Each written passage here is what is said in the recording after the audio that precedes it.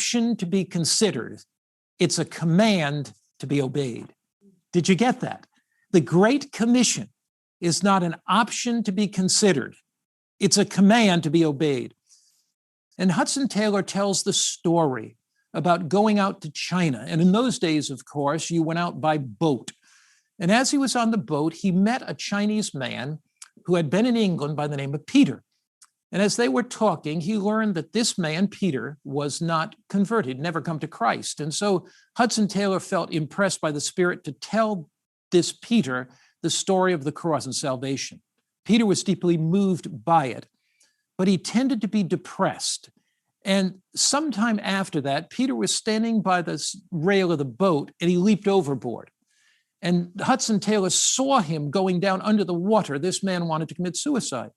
And there was a boat not far away of some fishermen. And Taylor yelled to them. He said, "There's a man in the water. Come over there." They said, "We're fishing. We're fishing.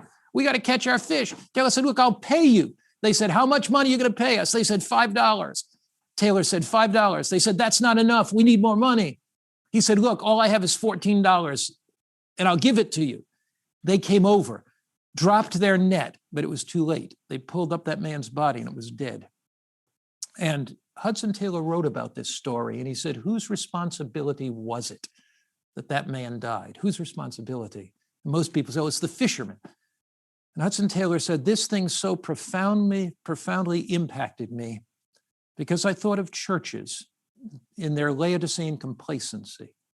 I thought of Christians who had little interest in witness and people sinking to their death, being pulled down in the cold waters of this world, drowning in sin, with often very little concern on the part of Christians. And Taylor said, this so moved my life that I committed my life, that I would spend as much of my life and energy as I could, every ounce of energy in China sharing the gospel. And he spent 51 years there in China.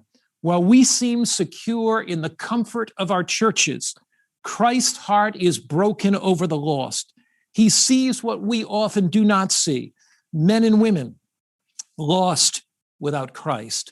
Men and women that might be saved if only someone would share the good news of redemptive love with them. There are tens of thousands of people, millions of people that are open and receptive to the gospel. They are like the Ethiopian eunuch. You know the story well, don't you? Philip is preaching in Samaria, and the Lord whisks him away because there's a man on the road to Gaza going back to Ethiopia, and God wants a whole continent open for the gospel. And this man is studying prophecy. There are scores of people today that are uncertain about the future. Scores of people today that are studying prophecy. And as they study, they wonder about the future. They wonder about what is going to happen in this world. They're concerned about it.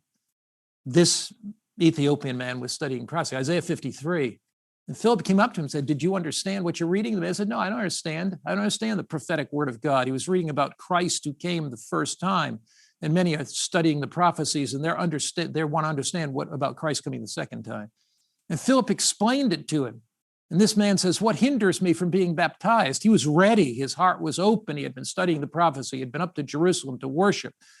And he became the first missionary there to Ethiopia and opened all of Africa to the gospel. Commenting on that story, Ellen White in Acts of the Apostles, page 109, makes this observation. This Ethiopian represented a large class who need to be taught by such missionaries as Philip, men who will hear the voice of God and go where he sends them. There are cities in your division that have little or no Adventist presence, but God is already working in those cities before you. Because mission is God's, and the Holy Spirit is already opening hearts in those cities. And as we sense the commitment of God to go into those unreached territories and unreached cities and plant new churches, the Spirit of God will come upon us and lead us to people like the Ethiopian eunuch who are studying for truth. It says, there are many who are reading the scriptures who cannot understand their import. All over the world, men and women are looking wistfully to heaven. I like that, all over the world. That means in the Pacific Rim. That means in China. That means in Japan. That means in Korea. That means in the Philippines. That means in Indonesia. That means in Vietnam. That means in Cambodia. That means in Australia, New Zealand.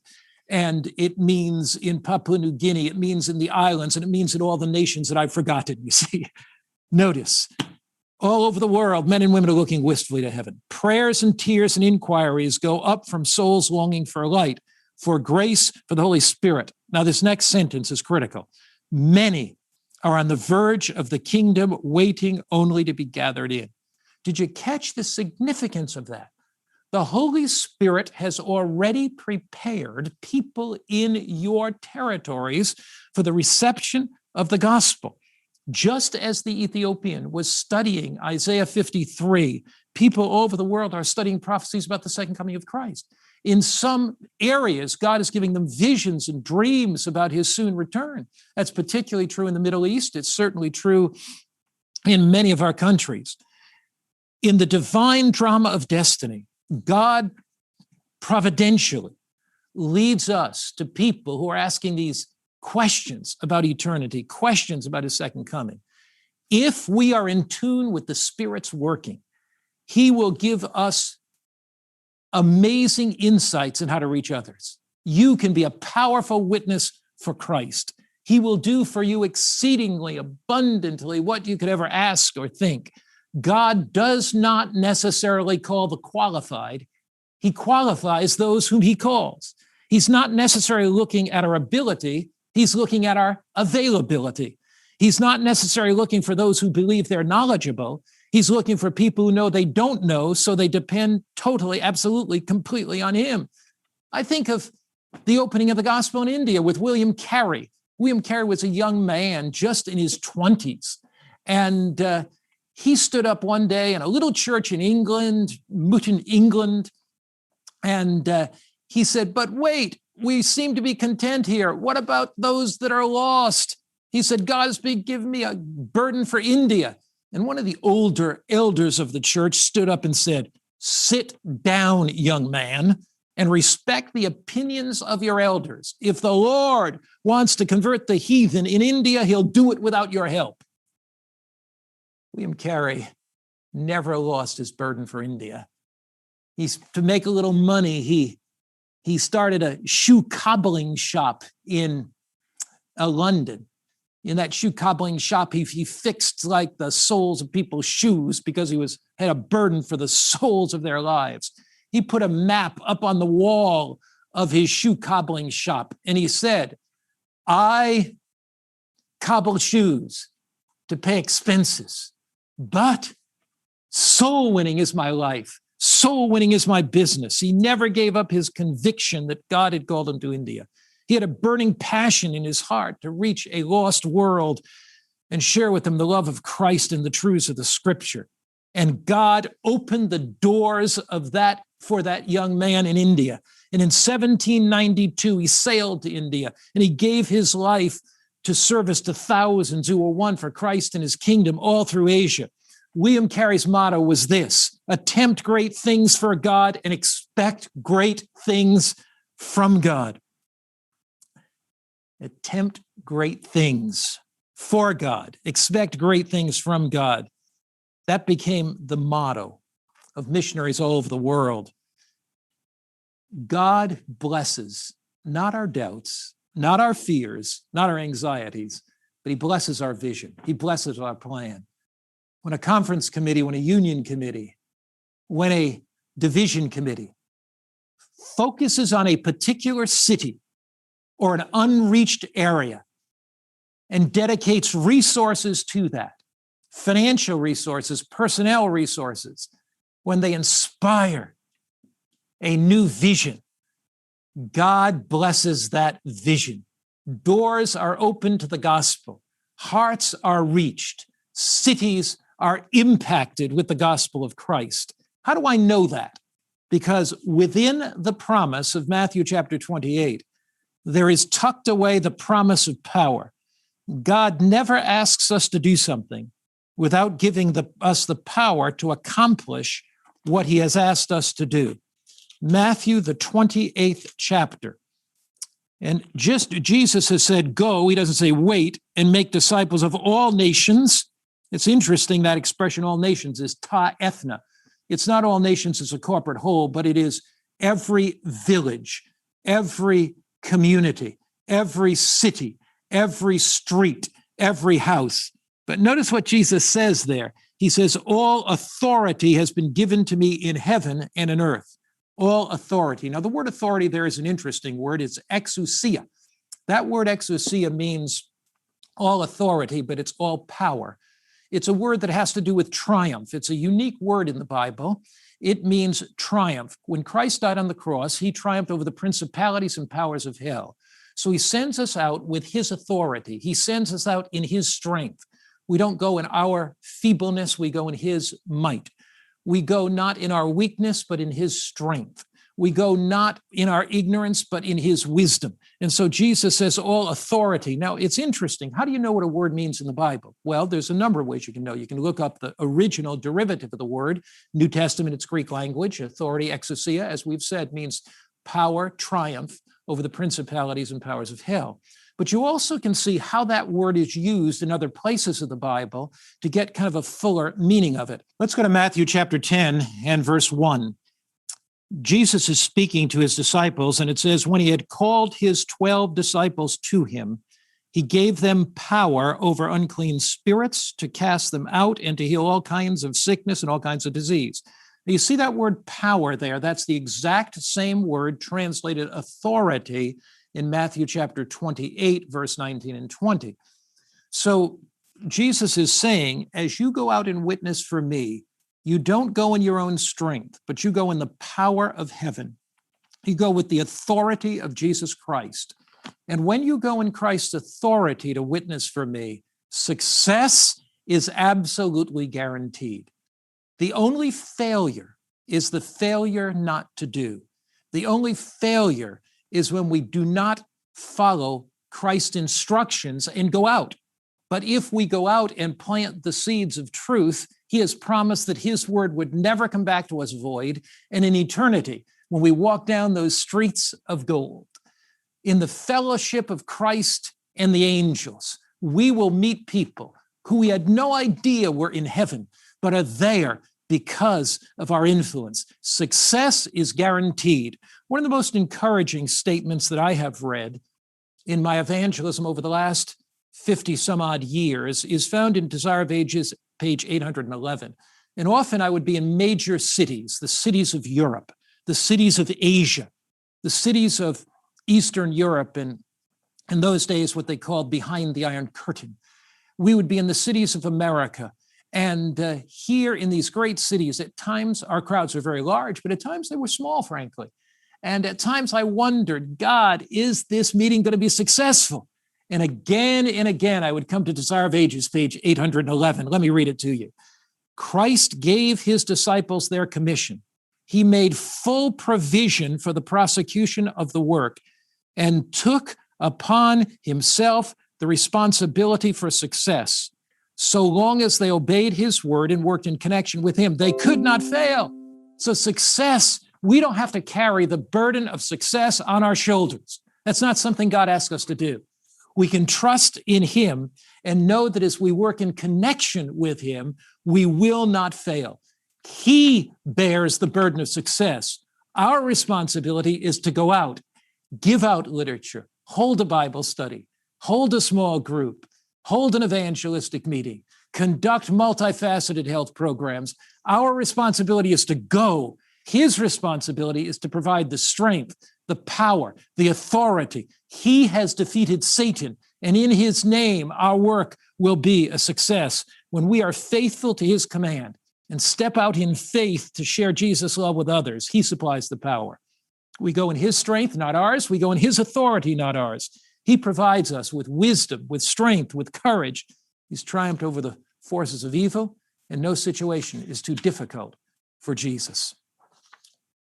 When the church fails to step out, when it fails to go, when it fails to accept Christ's command, that church begins to wither and die.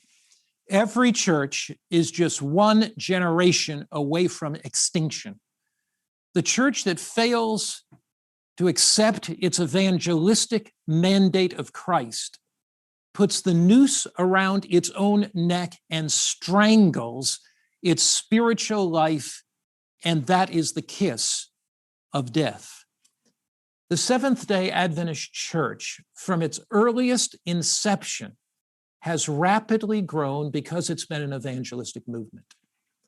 Adventists have been a people with mission.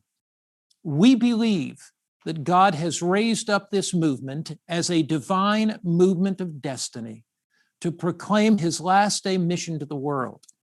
We believe that based on Revelation 14, verse 6 to 12, that we have a commission given to us by God himself.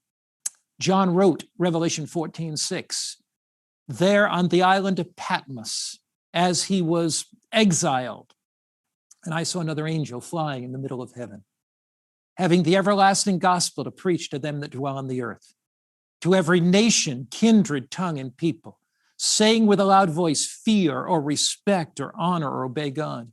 Give glory to him in your lifestyle, for the hour of his judgment is come, and worship him that made heaven and earth and the sea and the fountains of waters. Did you notice Revelation 14:6? He says, I saw another angel flying in the midst of heaven, having the everlasting gospel to preach to whom? To every nation, to every kindred, every tongue, and every people. Adventists are a mission movement. We were born in the soil of prophetic preaching. We were nurtured in the cradle of Daniel and Revelation, sent out to witness for Christ. When you look at the growth of the early Adventist church, it is really remarkable. In the early years, the Seventh-day Adventist church grew rapidly. Pastors and members sensed they were called of God to participate in Christ's mission of sharing the three angels' messages to their friends, neighbors, and working associates. We were in a sprint to eternity. Adventist pastors dedicated their talents and their abilities to spreading the gospel. In 1886, Adventist evangelist G.B. Starr was interviewed by one of the papers in Indiana, a state in the Midwest of America. And G.B. Starr was asked in that interview, why is it that Adventists are growing so rapidly? I want to read to you from that newspaper interview because it really gives us some insight. So the interviewer, the reporter, says to Elder Starr, regarding the past 40 years of the Advent movement, by what means have you carried forward your work so rapidly? In other words, why is the Seventh-day Adventist Church growing so rapidly? And here's what's G.B. Starr's answer. He says, we have no settled pastors. Our churches are taught to take care of themselves, while nearly all our ministers work as evangelists in new fields. See, in this era of Adventist church history, pastors were largely church planters. You may have had some pastors of our larger churches, but they saw always the community next door, they had to plant a church. They saw the city not far away that they had to hold evangelistic meetings. So the pastors were not hovering over their churches. They were training members, but they saw themselves as evangelists. Some of the larger churches had full-time pastors, but it was the exception, not the norm. It was lay people who managed churches, led by other lay people who went out and gave Bible studies, passed out literature, etc. Now, what difference did that make?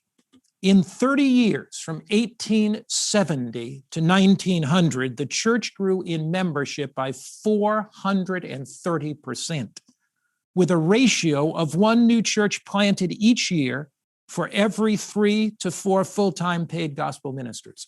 So for every 3 or 4 gospel ministers you had from 1870 to 1900, for everyone you had, they were planting one new church a year. Now, the annual growth rate of the Adventist church from 1870 to 1880 was a whopping 12% a year.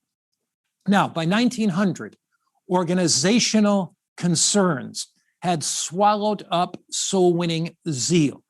By 1900, we had institutional development and a lot of administrative issues. They were overshadowing missional focus. In 1909, the president of the General Conference, who was A.G. Daniels at the time, reported that since 1901, 500 new people were taken into administrative posts. Now, did you get that? 500 new people from 1901 to 1909 taken into administration. But do you know how many pastors we had in the field? 1,200. That's all we had, ministerial workers. Now, the results were a dramatic turndown, a dramatic loss of evangelistic zeal, and turndown in the growth of the church. From 1906 to 1909, the Adventist church in North America grew by 1% a year. What was it growing from 1870, 1880? 12% a year. But now, as the institutions, as administration, as theological concerns overshadowed mission, the church was growing in North America by only 1% a year. Now, this is really more serious because the national growth rate was approximately 2% a year. So we're growing in population 2% a year, but the church is only growing at 1% a year, where previously it was growing rapidly up to 12% a year. Now, Ellen White was alarmed. She was really alarmed. And she made an appeal in 1909 to her colleagues in church leadership. She went to the General Conference administration departmental leaders, and she urged them by example to begin a massive movement of preaching the gospel. She was, at the time, Ellen White was so burdened that she wrote, this is a Ellen White manuscript to the General Conference Committee. She asked to meet with the committee, and she wrote this manuscript to them in June 11, 1909. She said, "When I think of the many cities still unwarned, I cannot rest. Can you think about the prophet of God? At night, God gives her a vision of the lost cities, and she's so burdened, she's so overwhelmed with these lost cities, she cannot rest. It is distressing to think that they have been neglected so long. Oh, that we might see the needs of these great cities as God sees them." She was burdened for the cities. In fact, Ellen White said, "If God spares my life and the brethren do little or nothing, I will go and evangelize these cities. I will go myself into the cities." And here's a woman now approaching her 80s, and she says, "I'm going to go into the cities." I mean, her energy is gone. She is sickly, but she says, "I'm going to go into the city." Now, the response to Ellen White's appeal was very mixed. Verbal assent was given to it, but very, very little happened immediately in 1909, 1910. And some people said, "Yes, we got to go into the cities. Let's make plans." And there were some plans made. There were some small efforts held. And A.G. Daniels decided that when he was out in California, he was going to go visit Ellen White, and he was going to tell her about the plans in the cities. So he came there to visit her. And as he came to visit her, she was upstairs writing, and her son Willie was in the what they call the drawing room, or not that you draw, but the parlor, we would put it, the entryway. And Elder Daniels came in, and Willie greeted him, and Elder Daniels said, "I'd like to talk to your mother." So Willie went upstairs. He said, "Mom, the President General Conference is here to see you." And she said, "Tell him that God has already told him what he ought to do. I have no message for him." Elder Daniels later said that the train ride home from California to Washington was one of the longest of his life. He just was so perplexed, so discouraged. And he said, "I've got to do what God said we ought to do." And Elder Daniels was greatly humbled by this rebuke. He accepted the counsel of the Lord, and he then used his influence to set aside budgets, to develop financial plans to reach the cities, to hold mission institutes in the great cities where pastors would come. He wrote articles and encouraged other godly leaders to make a dramatic difference. Pastors accepted the challenge. Church members heard God's call. And outreach activities of all kinds were taking place in America. The church was turned around, and by 1913, 14, 15, we see the growth rates going up again because of the emphasis on evangelism. God blesses what we do. He will not bless what we have not done. At the 1913 General Conference session, the delegates heard the most encouraging message from Ellen White. She was now 85 years old. She expressed really a sense of satisfaction that the church was moving in a positive direction. And she got up to address the General Conference. And here, with trembling hands, she says, "It has brought great rejoicing to my heart to see the marvelous transformations that have been wrought in the lives in those who chose to advance by faith in the way of the Lord." Now, that's an interesting statement. She said, when we step out by faith, when we have a vision greater than ourselves, when we have plans larger than ourselves, when we focus on reaching these cities for Christ, not only do we see many converts, not only do we see churches planted, but there are transformations that take place in our own lives. If you want to grow spiritually, get involved for Christ. If you want your faith to increase as an administrator, go out and hold an evangelistic meeting. Get involved yourself personally. A.G. Daniels in 1909 was making plans, but he was not personally involved. And Ellen White said, you've got to be personally involved. Leaders must lead.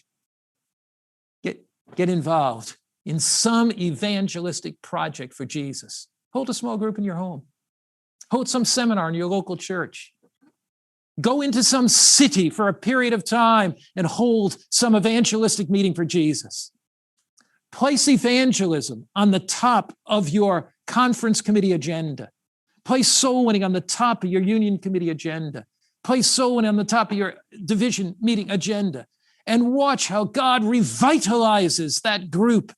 God does something special when we step out by faith.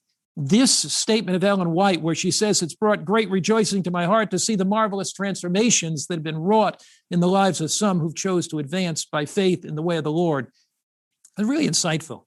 Our lives are transformed when we are committed to share Christ's message with others. Our witness to the world brings revival to the church. Revival leads to evangelistic proclamation, and involvement in Christ's mission fosters, sustains, and nourishes revival.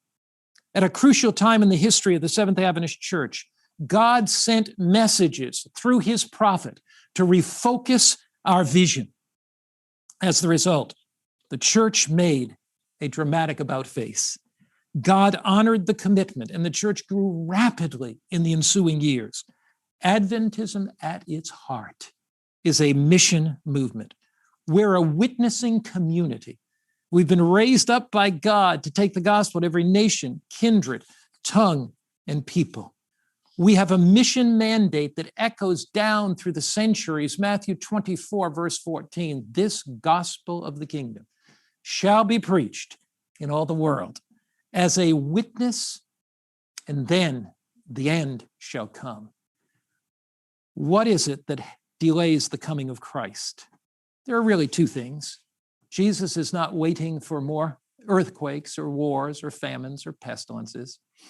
The divine sovereign God longs for a church on its knees seeking him to reflect his character before the universe.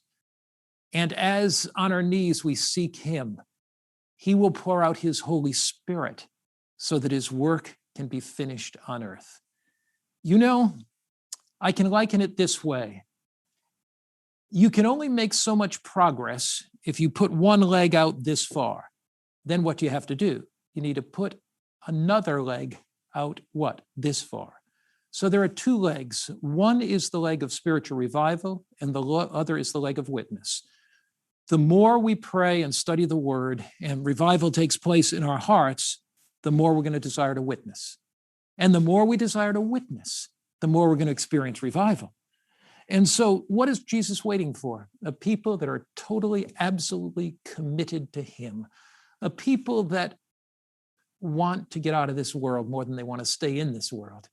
A people that are motivated by his love, inspired by his grace. A people that are changed, and the thing that matters to them is souls for his kingdom.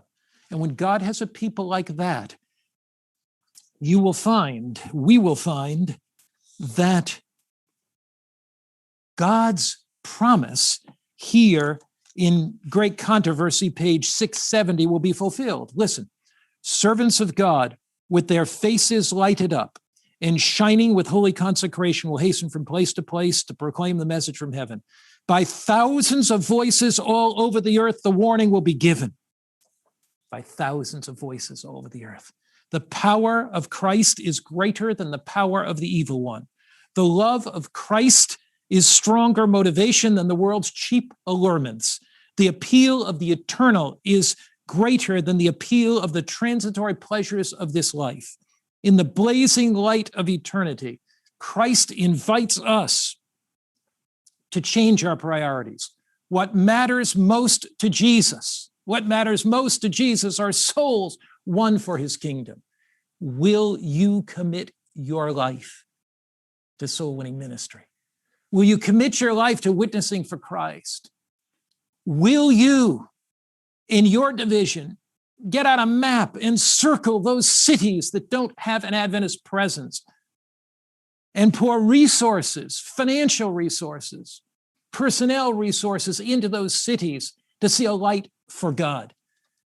Will you be one of those who step back and doubt and say that it can't be done?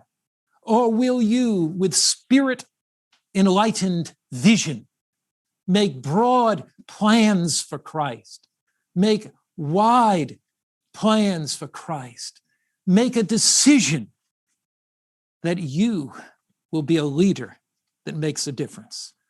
Not a leader that's marking time, not a leader that's simply administering committees. I appeal to every single leader today to be a leader of vision, a leader that has a passion for souls, a leader that leads your field into an aggressive soul-winning ministry for Christ.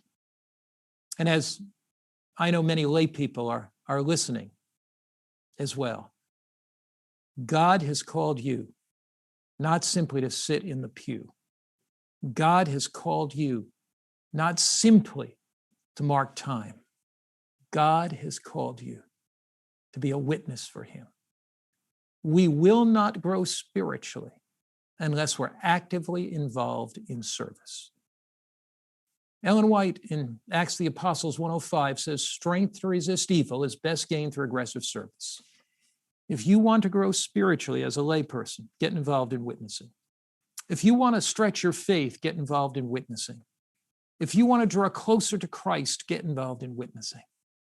Whoever you are, an administrator, a pastor, a layperson, God has something more for you. God wants to stretch you far beyond what you think possible. As a pastor, focus on training your members for Christ. Move them into a bold, aggressive initiative to reach your neighboring communities. As a pastor, think God's thoughts. Enter into a deeper relationship with him. Enlarge your vision, and Christ will work through you, and you will see the glory of God come down and the Holy Spirit poured out in marvelous ways in your life. Will you make that commitment to be God's man, to be God's woman, as we pray? Father in heaven, we thank you with all of our hearts that you've not called us to doubt, you've called us to faith. We thank you with all of our hearts that Jesus, our Savior, our Redeemer, our Lord, will empower us, that he has triumphed over the principalities and the powers of hell. That as we make a decision to go, you go with us. You are with us even to the end of the world. You've said, I will be with you always. You're with us when we go into cities that have little or no Adventist presence. You're with us when we go into villages that are remote. You're with us as we lead members as pastors out into the field of witness. You're with us as we sit on conference committees or union committees or division committees and make broad plans. Lord, enable us through your power to have the vision of Christ to reach a lost world.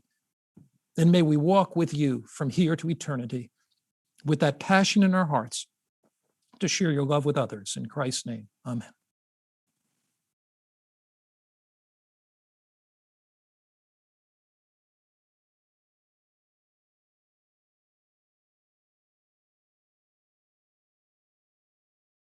manage stress, both individually as well as a church community, how we can use the stress as an entryway to meet the needs that others are facing, and to enable them to deal with the challenges of their lives. I am sharing my screen, and we're going to talk about stress and the challenges it poses for mental health, but especially what can we do about it. We are living in a time where communities and individuals are feeling unprecedented levels of stress. We live in an age of high and ever increasing levels of stressful life experience in multiple domains of life. To illustrate that, I'm going to show you some findings from a large study that I was a part of a research team that did. It was the city of Chicago, and we had a large sample of thousands of people, and we were investigating the impact of stress and health. And what we found was that within Chicago, the populations of color, African Americans or Blacks and US-born Latinos, had higher levels of stress, of major kinds of stress, like life events, the death of a loved one, or unemployment. They also had higher levels of financial stressors, like reporting that they had difficulty making ends meet and making the monthly payments on their bills, or they postponed seeing a doctor because they didn't have money to do it. They also had higher levels of relationship stressors, talking about children making too many demands on them, or frequency of being bothered or upset by something that happened in their marriage. They also had higher levels of neighborhood stress, of having their home being broken into, for example, in the past 6 months, or having been a victim of violence in the past 6 months. They also had higher levels of work discrimination, reporting that they were unfairly humiliated at work. They also had higher levels of major experiences of discrimination, like reporting they had been stopped, physically threatened, or abused by the police.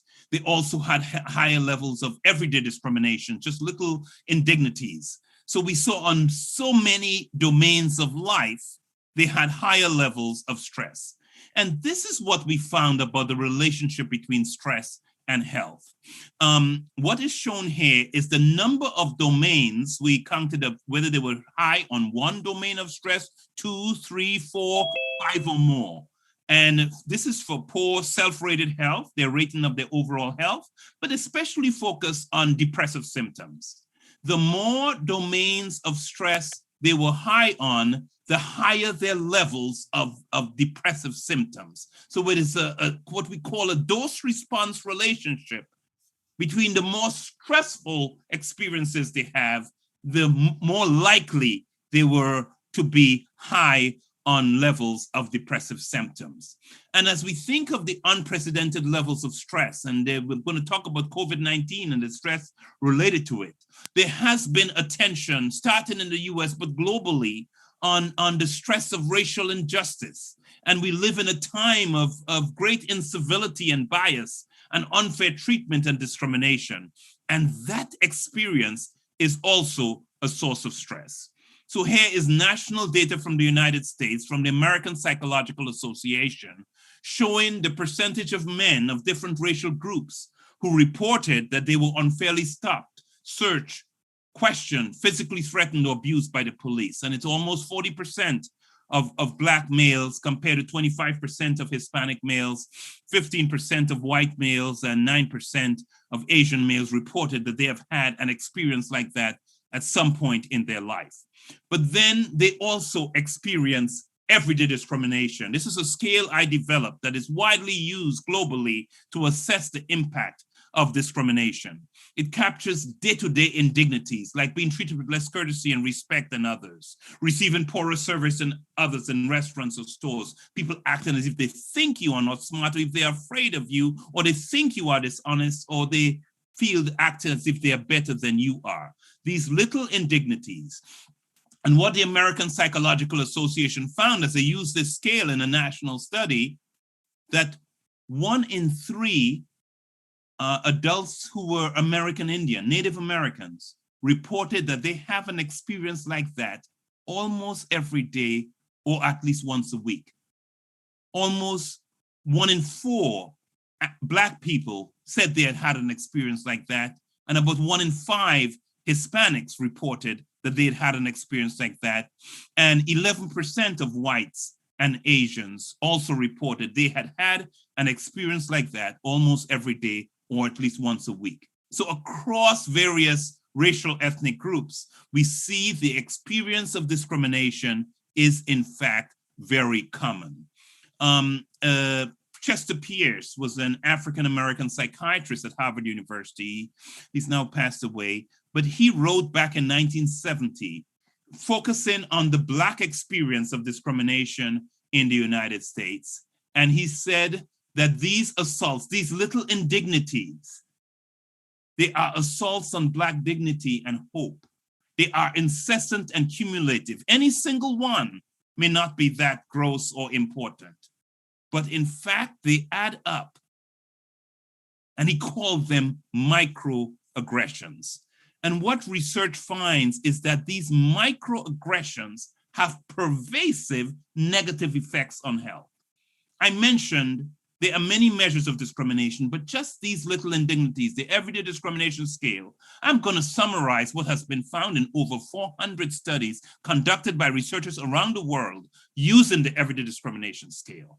People who score high on those little indignities are more likely to develop metabolic syndrome and cardiovascular disease and breast cancer and type 2 diabetes. People who score high on everyday discrimination, more likely to engage in a broad range of negative behaviors like binge eating and smoking and drug use to soothe the pain they are feeling from those experiences.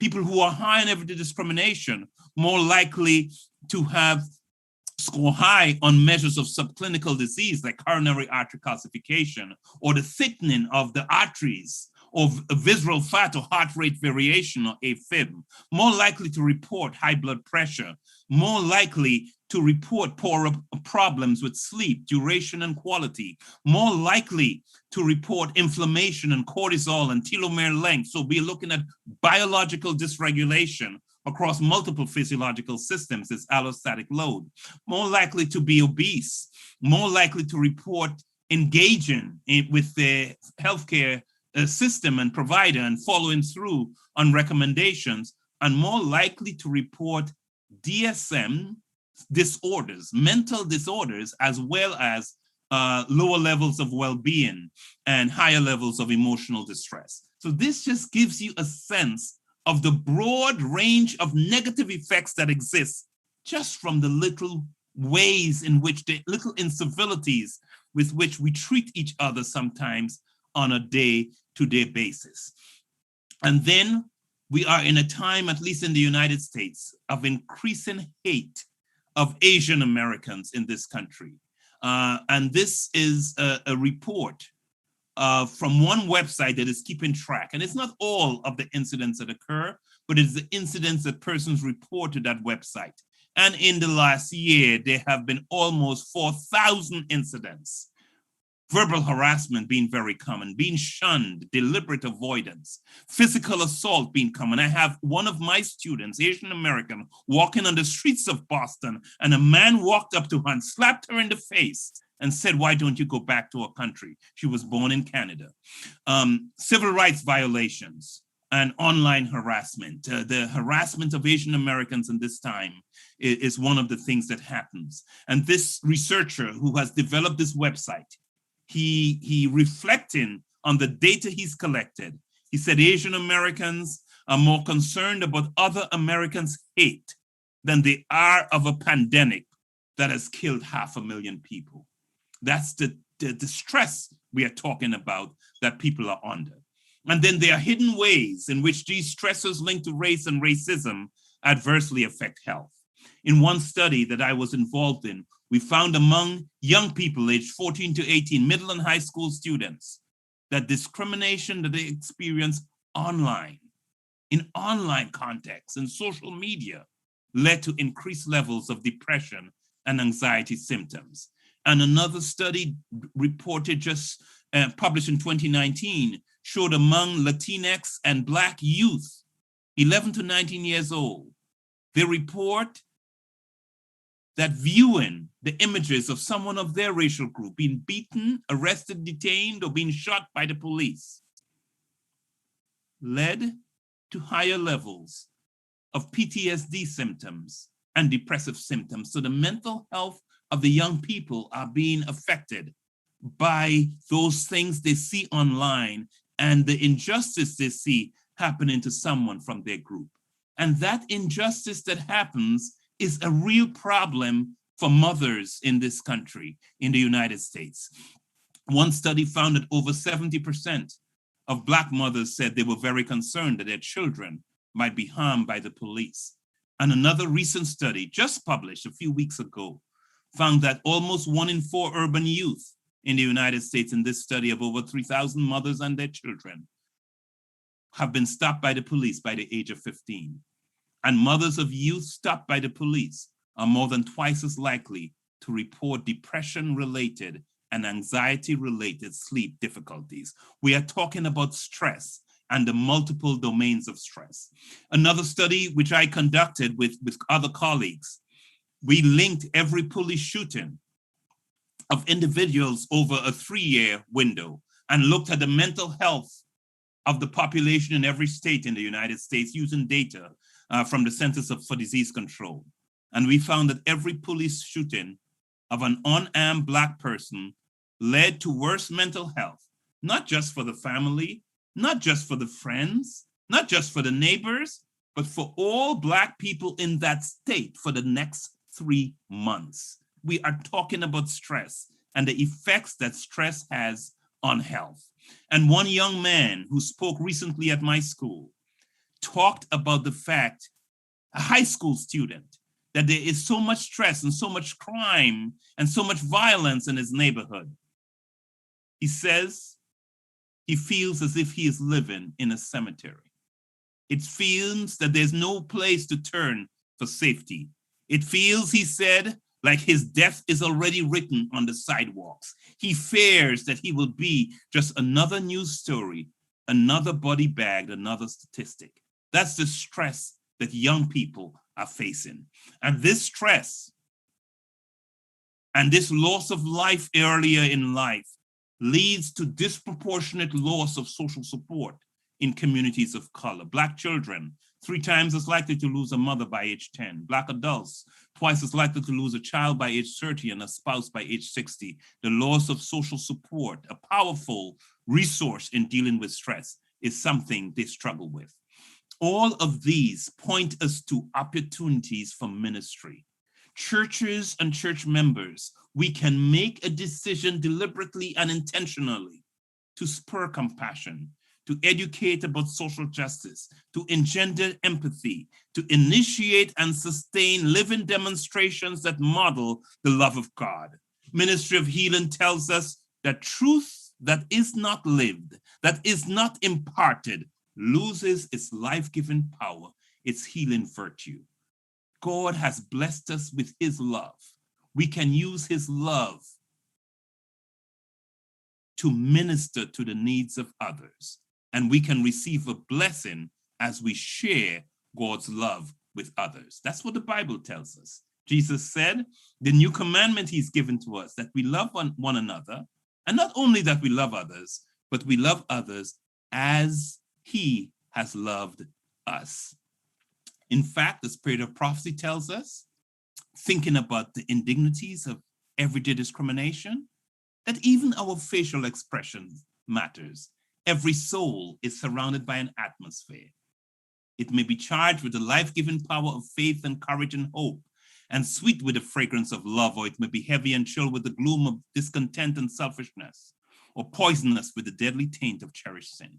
And she continues, by the atmosphere surrounding us, every person with whom we come in contact is consciously or unconsciously affected. So we are affecting others just by how we relate to them, and pray. We need to ask God to bless us with an atmosphere that is charged with the life-giving power of faith and courage and hope, because we are filled with the Holy Spirit, that we are a source of life. We're talking about stress, the unprecedented levels of stress. Our youth are at the epicenter of the pandemic of stress. Our youth are even stressed by the news, we are told. There is a study from the American Psychological Association that shows our youth are stressed even by the news about mass shootings, of rises in suicide rates, about climate change, about what's happening to migrant families, about widespread sexual assault. All of these are stressing them.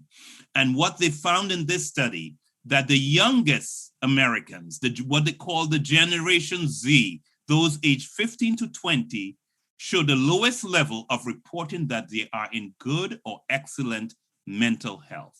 So the older you are, the better was the mental health. And these young people are affected heavily by social media. And research is documenting they're spending a lot of time on social media, and social media adversely affects their academic performance, their sense of self, and their mental health. Social media is linked to more concerns about their body image and disordered eating. A study of girls found that 10 minutes of browsing Facebook led to more negative mood compared to others who were online and not on a website where they were comparing themselves with others. And research is also finding that the more time spent on social media, the less sleep our young teenagers are getting. And heavy reliance on smartphones is linked to more thoughts of suicide and self-harm in school-age kids. Well, what can we do for our youth? A total ban on kids' use of smartphones is probably not a good idea. They have not lived in the world without them. Today's youth are so accustomed to it. And there are potential benefits. They can get resources, and even resources for mental health and crisis lines online. But we need, parents and other adults need to work with teens to monitor and limit their social media use and enable them to set boundaries. And adults should set a good example of smartphone use.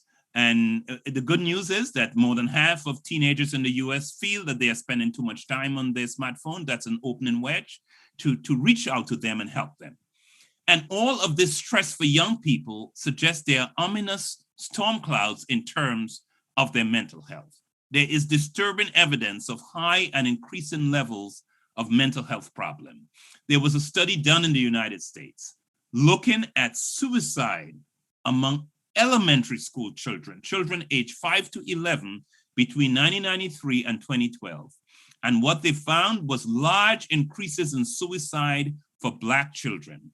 The rate of suicide among Black elementary school children doubled from 1993 to 2008, while it actually declined for white children. A more recent update of that study found that between 2001 and 2015, for those younger than age 13, the rate of suicide was twice as high for Black children than for white children, raising the question, what does it mean for those kids to be growing up Black in America? We are talking about unprecedented levels of stress. There is increasing stress linked to social and political rhetoric and hostility as well that is adversely impacting mental health. In the wake of September 11, 2001, there was well-documented increased harassment and discrimination of Arab Americans in the United States. And a study done in the state of California found that Arab American women, that stress they experienced led to them having more babies who were born low birth weight and preterm birth in the 6 months after September 11th, the period of intense stress compared to the 6 months before. And recently, we have studies that indicate that elections can be a source of stress, and that the 2016 presidential election, for example, was stressful to a lot of Americans. you can see to 42% of whites, 56% of Hispanics, 69% of blacks, 57% of Asians, and 72% of Democrats and 26% of Republicans said it was also stressful to them. And what has that meant for the health of persons in America? We have seen a dramatic increase nationally, 2,337 more preterm births born to Latinas, Hispanic women in the United States in the 9 months after the election, which is a heavy burden, of course, to the American healthcare system. This is a study I was involved with of over 5 million lives in Southern California of persons within a large health system. And we found that the presidential election itself, 2 days afterward, led to a 62% increase in hospitalization for heart attacks and strokes. That's the stress of political campaigns and political rhetoric is also a burden on the population. We are also seeing unprecedented levels of stress linked to COVID-19 that is causing stress to many Americans. COVID-19 had higher death rates for the populations of color, Native Americans, Latinos, Blacks, Pacific Islanders. Although the majority of persons dying from COVID-19 through March, you could see over 300,000 were whites, compared to 89,000 Latinos and 73,000 African Americans. So the rates are higher, but the numbers actually is affecting all populations. As a result of the pandemic, people of all racial ethnic groups, but especially among communities of color, are experiencing trauma and emotional and physical symptoms, such as anxiety, helplessness, nausea, and headache, causing them to seek more stress relief and soothing outlets. And COVID-19 is also a major source of economic stress. This is the percentage of families reporting that someone in their family lost a job during COVID-19, high levels for Latinos and African Americans, and even 40% for whites. And the percent reporting they have had some sort of economic hardship. 37% reported one or more of these economic hardships. And the percentage who reported they had trouble, these economic hardships, almost 1/2, 50% of the Black and Hispanic population and 1/3 of the white population had trouble with economic hardships in the past month. And by income, it's 55% of persons who had incomes less than 40,000. We are talking about populations facing high levels of stress. And a study done by the Centers for Disease Control of over 5,000 Americans found that 41% of them reported at least one adverse mental health or behavioral health problem as a result of the pandemic. 31% symptoms of anxiety and depression, 26% of trauma and stressor-related disorder, 13% of substance abuse, and 11% said they had seriously considered suicide. We are talking about the stress and its impact on mental health. And that those stressors of anxiety and depressive disorder were particularly high, you can see, among the Hispanic population. Started or using substances to deal with pandemic-related stress, particularly high among the Black and Hispanic population. Seriously considered suicide in the last month, again, particularly high among the Hispanic population, 19% and 15% among Black adults. And you could see among young people, 18 to 24, 1 in 4 reported they had seriously considered suicide. Unpaid caregivers for adults, 31% reported seriously considering suicide, and 22% of essential workers. We are talking about stress within our society. And one group that has been studied that is also under high levels of stress? It's our pastors, the clergy.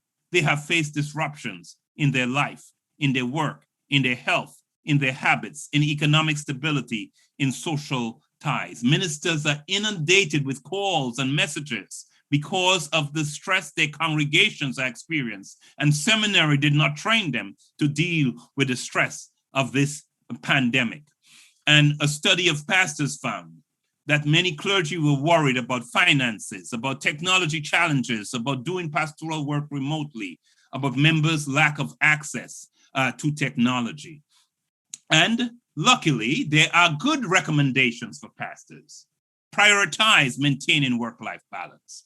Regulate stress levels by in fact, managing crises. Pastors need a trusted colleague in ministry whom they can talk to openly and safely.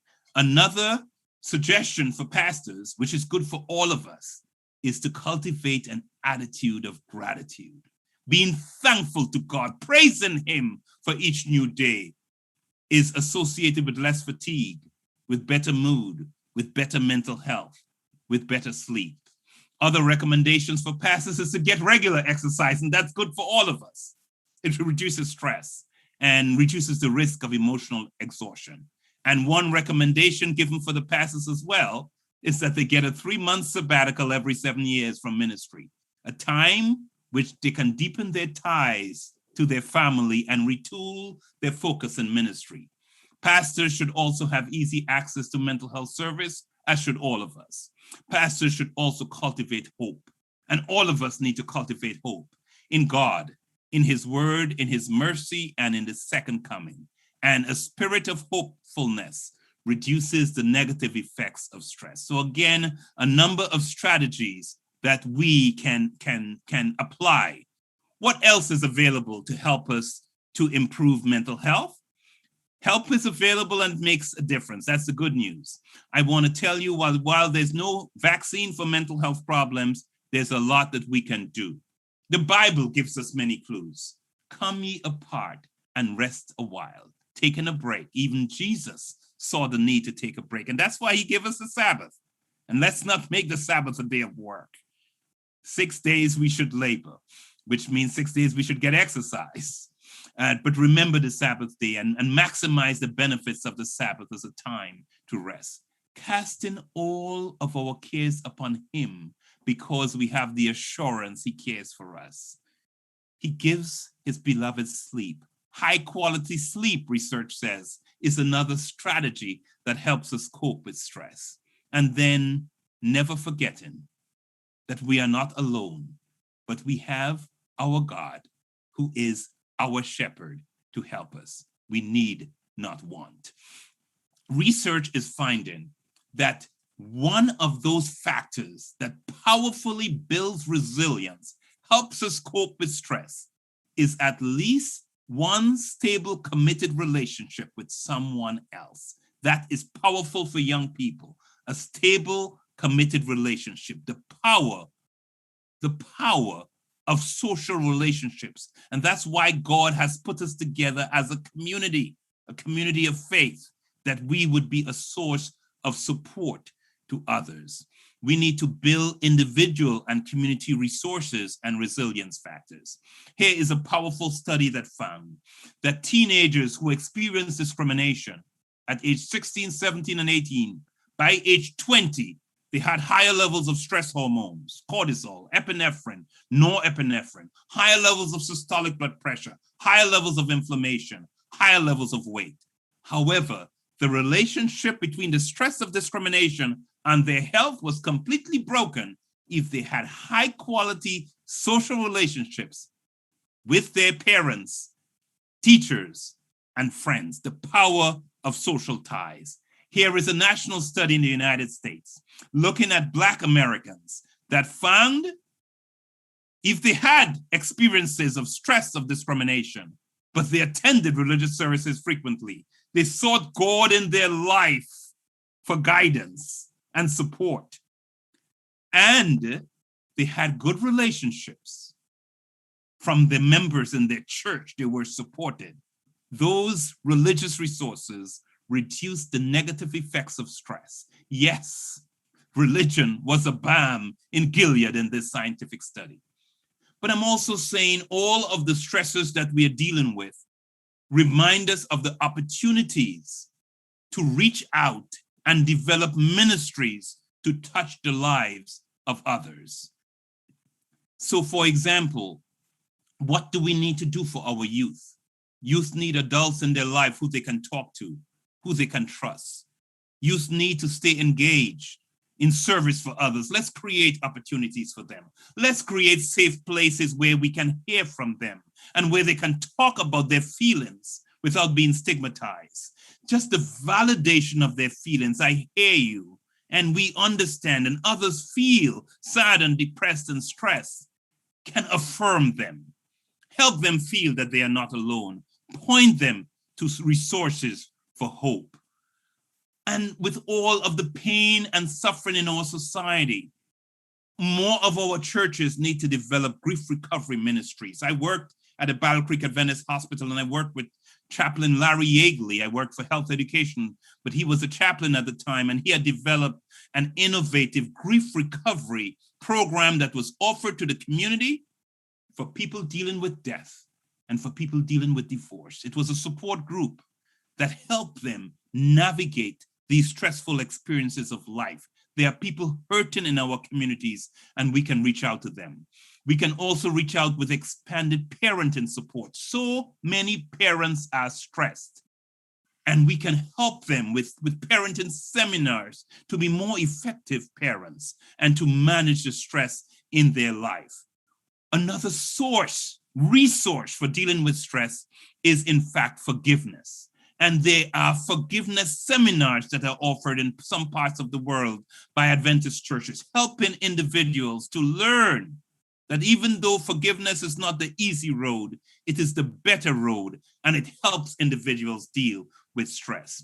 Lauren Toussaint, a researcher I work with, has documented that forgiveness literally takes away the bad effects of stress on mental health and can reduce it to virtually zero.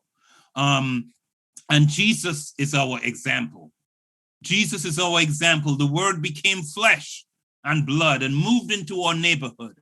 And just as Jesus did, we too need to reach out to our stressed communities and minister to them at the point of their need. Come close to them by helping them deal with all the stressors they are facing.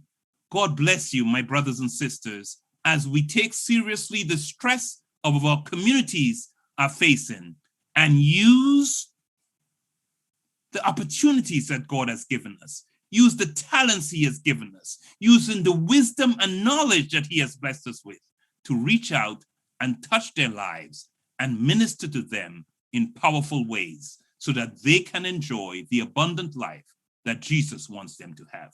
May God bless you as you do this work.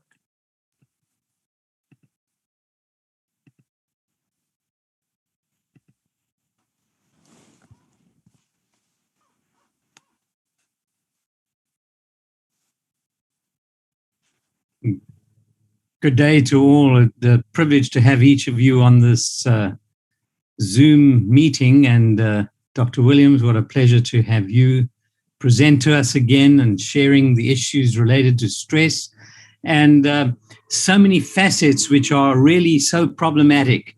So I don't know if you've been looking at the questions that have been coming in. Have you? I have not. Well, while you have a quick look at those, I just want to remind our viewers that we are so privileged to have Dr. Williams as part of our team, and also to just share with you that he is one of the world's foremost academicians in sociology and human relationships, discrimination, inequities, disparities, highly regarded scholar, and he chairs the Department of Public Health or the School of Public Health at Harvard University. He has many prestigious positions in international and national committees, including the National Society of Medicine here in the United States. And so we are very, very thankful, David, that you are here to share with us. Now, there are people who are asking, is it possible that your PowerPoint could be shared? And I have rather presumptuously gone ahead and said, I'll request you to let us post them on the Health Ministry's website, healthministries.com. Absolutely, no problem. I will send them to you, Dr. Landless. No problem at all. Thank you. So we will be posting those PowerPoints on Health Ministries, all one word, .com. And our webmaster is on this meeting, and I know that she will, Dr. Katja Reinert will take care of that. Also, you may have noticed that in answer to one of the questions about are there support groups available, we're recommending that you visit tomorrow afternoon to the youthaliveportal.org, or even today, visit that right away. But tomorrow afternoon's program, America's time, and in various time zones, time regions around the world, there will be a very interesting program on mental health, and it will give you some ideas as well as to programs and initiatives that are available. But if you need immediate support, we recommend you contact your pastor to help you. Dr. Williams, you have shared in the past, who is the person that people tend to go to first when they are facing severe stress and anxiety? Research shows that, especially in the United States, it's not as high in some other countries, but it's especially in the United States, the first source that people turn to when dealing with emotional stress in their lives is their pastor. They turn to the clergy. More people go to the clergy than go to a general medical doctor.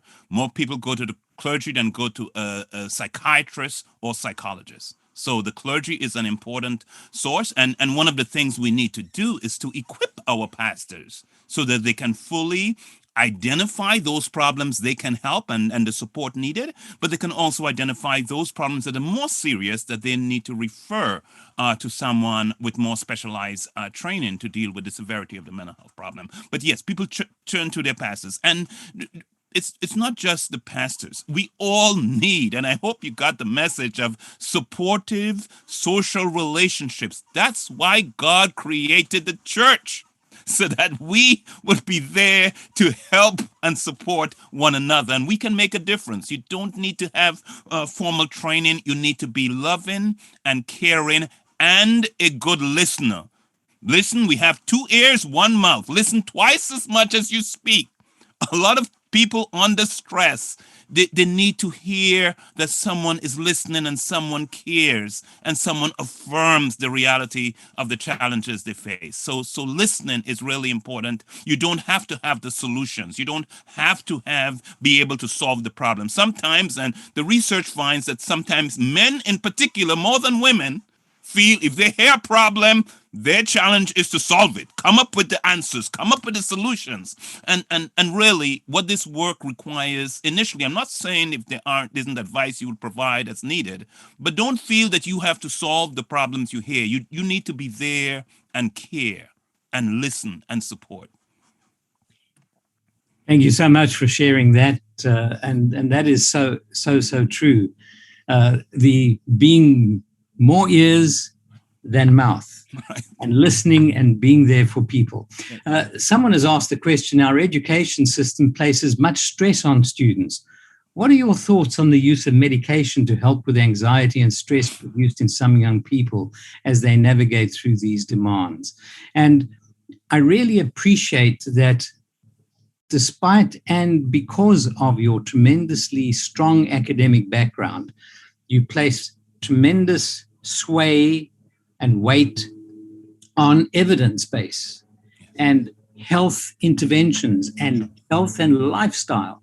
So I'd like to ask you, how do you feel about these two things? Number one, lifestyle as an underpinning process for our young people as well.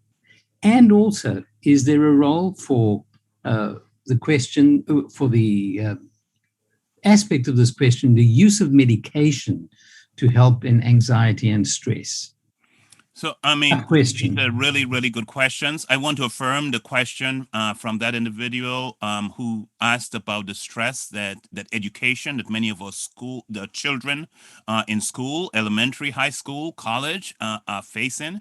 There are academics, there are people who have written about the pressure many of our young people are. And some of that pressure comes from their parents, pushing them to be involved in so many extracurricular activities, even while they have high expectations of their academic performance, that for some students, it's too much.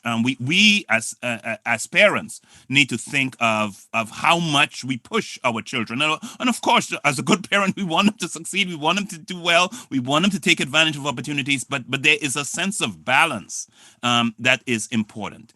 So I would say that medications for mental health problems should not be the first resort, should not be what we turn to first. Again, it's highlighted in my talk, and not maybe in depth, but one of the major challenges many of our young people face, that the research shows, is getting adequate sleep. Managing their time on social media. The day has 24 hours and we're not getting any extra time, so that to the extent that they are spending a lot of time on social media, which means that's time they're not doing their homework or other chores they have to do or other activities they need to engage in, and then they try later to catch up on this on their homework, and they are sleeping, getting much less sleep. So the 8 laws of health, the brilliance of the health message, the longer I live and the more I study scientific research, the more brilliant I am. I see how God has blessed the church with a spirit of prophecy, because all of those factors there, trust in God, is now being documented in scientific research to lower the levels of depression and contact with others.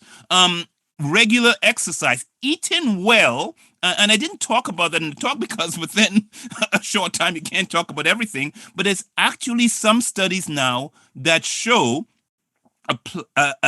the studies didn't say it has to be a vegetarian diet, but it has to be a diet rich in fruits and vegetables, even among youth, is associated not only with better academic performance, but with better mental health.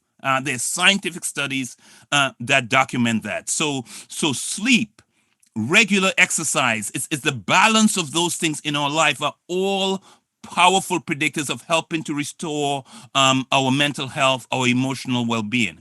Now, there are young people who may be so seriously facing a mental health challenge that these strategies that I just mentioned are not sufficient. And remember the other points I made about hope and gratitude. There are literally thousands of studies now that are studying gratitude as an intervention to help improve individuals' health, and living with a sense of hope and living with a sense of God, treasuring God's presence with us. We are not alone, and he'll never give us more than we can handle. He'll be with us to make a way of escape. Claim those promises. I mean, they are powerful resources in God's word that will help us. However, after we have, for some mental health problems, those are not sufficient. I mean, some of us face mental health challenges given who our great-grandparents were, that we have certain vulnerabilities.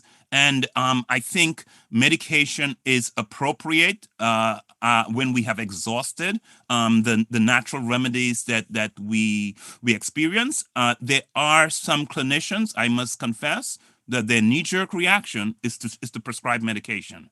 And I don't think that should be the first resource we turn to, but it is a resource that is needed in some cases.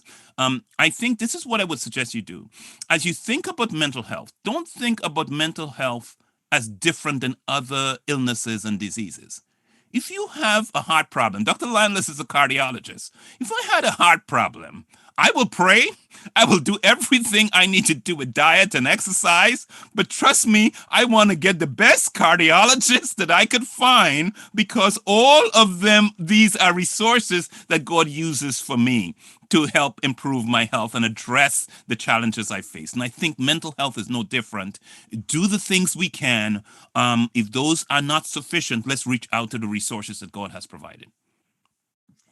Thank you so much. And I didn't, because of time, give you an extensive introduction, but our viewers can see that you must have trained as a pastor somewhere, and you've been trained at Andrews and Loma Linda and other prestigious places. And I see you can take the man out of preaching, but you can't take the preacher out of the man.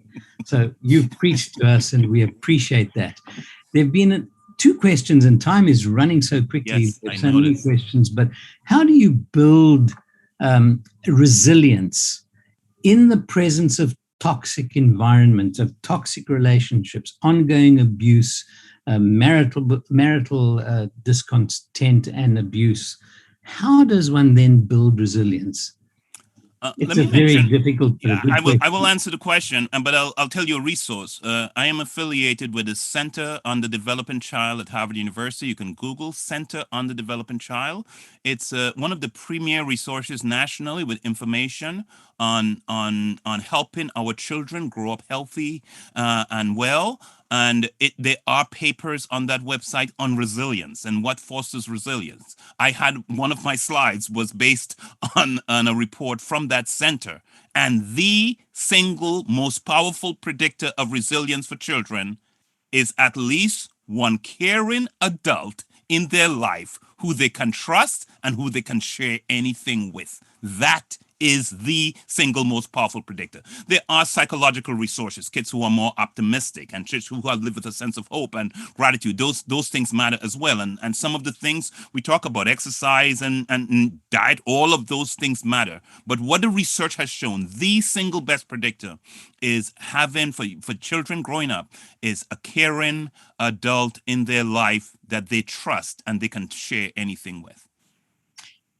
Thank you so much for sharing that. And we in Health Ministries, the General Conference, for over the last 2 decades, have been promoting this so powerfully around the world, that connectedness with a significant individual in the life of a child does a huge amount for sharing and building resilience. So thank you for emphasizing that. And we need to be the father and mother to every child in our lives. Yes. In our churches, we need to reach out to them, know them by their names, and be their friend. There's been a topical question related to working from home and the pressure of not appearing to slack off as we push ourselves beyond the boundaries. And you and I have talked about this, that what seems to have been a 12-hour day has become an 18-hour day. What is your advice on this? Because it's a very stressful thing. And in this pandemic, we have had significant changes in our mental health because of this, among other things. So what is your thought? I agree. I have been working from home for more than a year. So I completely identify with that. And I have been working in this last year, I think, honestly, harder than I've ever worked in my life.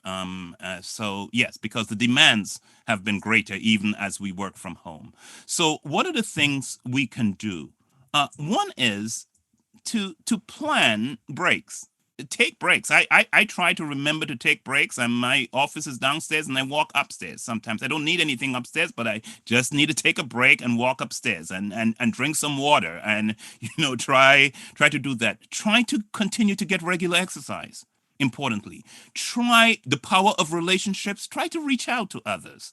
I have had more Zoom calls with my brothers and sisters during the pandemic than I normally do, just to see how they are doing. But it's the connectedness, and reach out to members in the church and in your community. So keep social ties alive. Practice balance in your life. Try to ensure you get adequate sleep. Remain active, and plan to take breaks. All of those are really good suggestions to manage the stress that we face. Thank you so much, Dr. Williams. And I'm going to put you a little on the spot, which is not unusual for us to have this kind of conversation. But I'd like you to share with our viewers, and I'm going to share with them that you have a very close relationship with General Conference Health Ministries.